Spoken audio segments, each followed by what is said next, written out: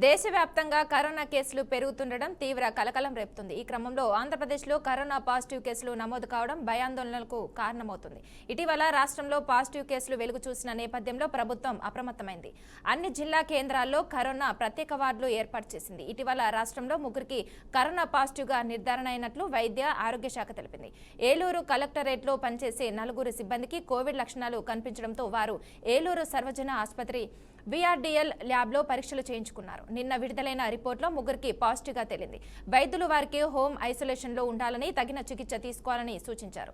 చాప కింద నీరులా కరోనా మళ్లీ వ్యాప్తి చెందుతున్న నేపథ్యంలో ప్రజలు అప్రమత్తంగా ఉండాలని, ఏ చిన్న కోవిడ్ లక్షణాలు కనిపించినా వెంటనే వైద్యులను సంప్రదించాలని ఆరోగ్య అధికారులు సూచించారు.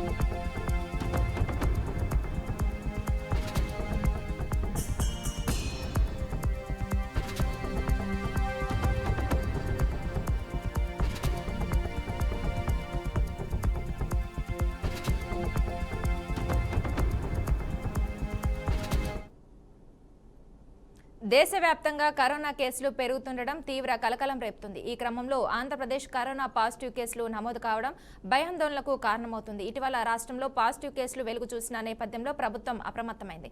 ఇక ఇదే అంశంపై మరింత సమాచారం మా ప్రతినిధి వీరబ్రహ్మం అందిస్తారు. వీరబ్రహ్మం, చెప్పండి.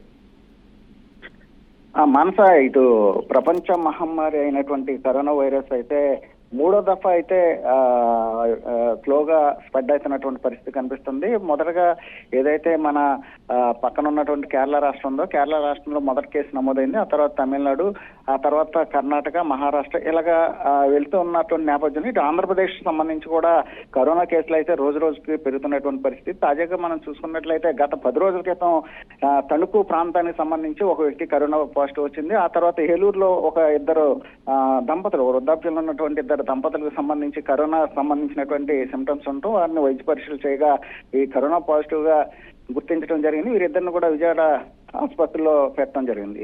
తాజాగా చూసుకుంటే నిన్న జరిగినటువంటి ఏదైతే ఈ కరోనా లక్షణాలతో బాధపడుతున్నటువంటి ఏలూరుకి సంబంధించినటువంటి కలెక్టరేట్లో పనిచేస్తున్నటువంటి 4 వ్యక్తులు కరోనా టెస్టులు చేసినటువంటి నేపథ్యంలో ఆ 4లో ముగ్గురికైతే కరోనాకు సంబంధించిన పాజిటివ్ గా నిర్ధారణ చేసినటువంటి పరిస్థితి.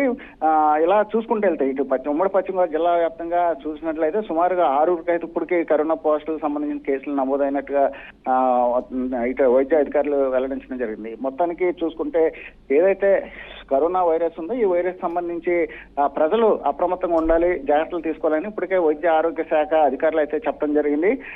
ప్రతి గవర్నమెంట్ హాస్పిటల్లో కూడా ఏదైతే కరోనా వార్డులు కూడా ప్రత్యేకమైనటువంటి వార్డులు కూడా ఏర్పాటు చేశారు. ఐసోలేషన్ కావచ్చు, లేకపోతే ఇటు ఆక్సిజన్ సంబంధించినటువంటి పరికరాలు, ఆక్సిజన్ కూడా నిల్వలు ఉంచినటువంటి పరిస్థితి అయితే ఇటు జిల్లా వ్యాప్తంగా ఉంది. అదేవిధంగా రాష్ట్ర వ్యాప్తంగా కూడా ఇటు వైద్య ఆరోగ్య శాఖ కూడా, ఇటు మంత్రిత్వ శాఖ కూడా నిర్దిష్టంగా ఎప్పటికప్పుడు కూడా దీని మీద కేసులు ఏ విధంగా పెరుగుతున్నాయి, దీనికి సంబంధించి మరణాలు ఉన్నాయా, లేకపోతే లక్షణాలు తీవ్రతరంగా ఉన్నాయా, లేకపోతే లైట్ ఉన్నాయా అనే దాని మీద అధ్యయనం చేస్తున్నారు. దీనికి సంబంధించి ఎప్పటికప్పుడు కూడా వైద్యాధికారులు ఆ జిల్లాలకు సంబంధించి అధికారులకైతే ఎప్పటికప్పుడు సమాచారం ఇస్తున్నటువంటి పరిస్థితి. మొత్తానికి చూసుకుంటే ఏదేమైనప్పుడు కూడా ఈ కరోనా కేసులు అయితే రోజు రోజు కూడా పెరుగుతున్నటువంటి పరిస్థితి కనిపిస్తుంది. మానస, అయితే ఇది కరోనా కేసులు పెరుగుతున్న నేపథ్యంలో ప్రభుత్వం ఇవి ఎక్కువ కాకుండా తీసుకునే చర్యలు ఏంటంటారు? ప్రజల నుండి అలాగే ప్రభుత్వం నుండి ఎలాంటి చర్యలు తీసుకోవాలంటారు?